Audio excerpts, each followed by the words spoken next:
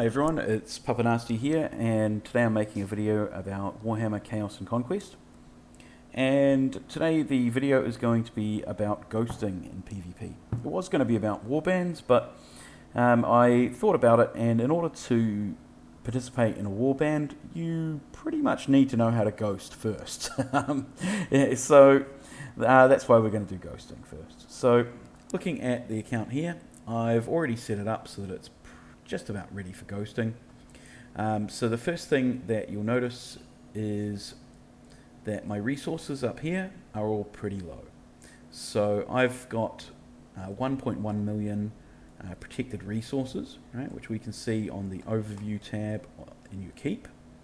And so I've put all of my resources are below that, so that if anybody were to scalp me, and I'll put a shroud up so they can't scalp me, but if they were to scalp me, they wouldn't even see those resources, and if I was attacked, they wouldn't be able to take any of those resources either.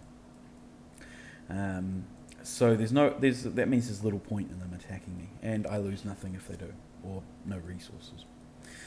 Next thing is that our cave. So here I've got 250k capacity for my cave, so I could take 250k troops with me. Obviously I can increase that level. I'm K26, so I can increase that to 300k by doing a couple of upgrades to my cave, which I'll probably look at doing.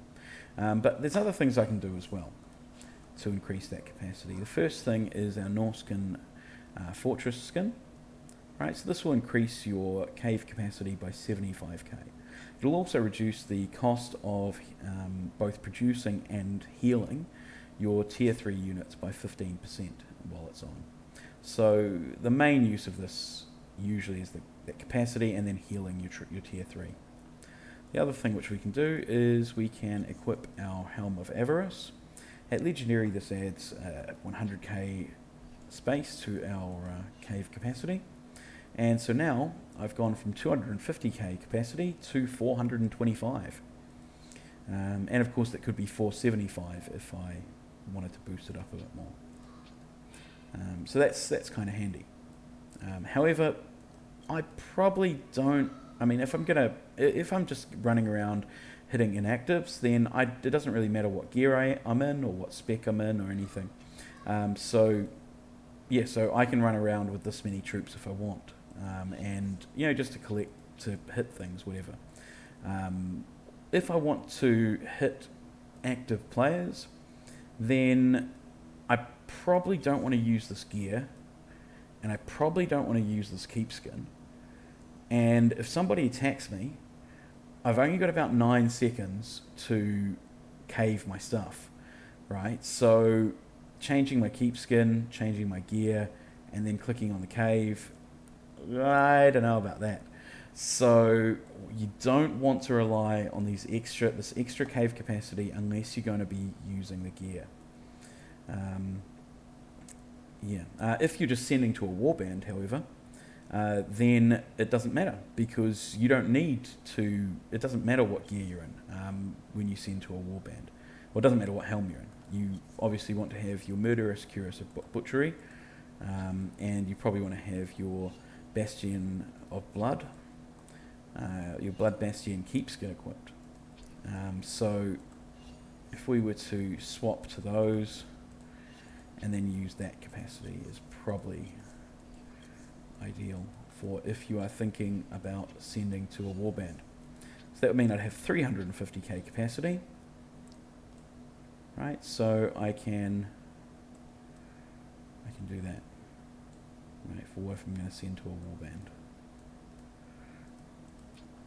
And then these other units I can send away to somebody else.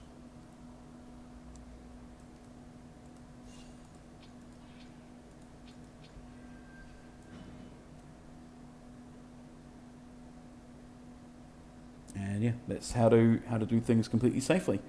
Obviously I've still got my shield up here, but I could drop my shield and there is almost no risk to me.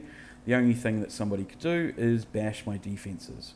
I don't really want them to bash my defenses, but however I do have, right, we've got our defensive salvage, right, defense salvaging. This one here is for tier 3, this one here for tier 4. So I've got 80% salvage, for them, and that's what you want to have for your defenses.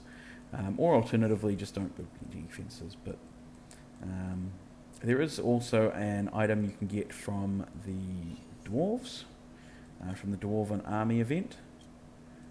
Right, oops, that's Runesmiths. Called the Maggot Plate of Rot. If you can get this to Legendary, then you can increase the salvage rate of your defenses by 10%.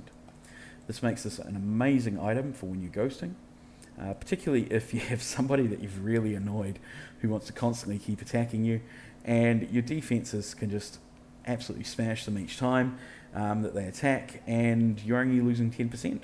So makes it well worth it for you. Anyway, I hope that this video has been of some assistance, and I will catch you all later. Cheers.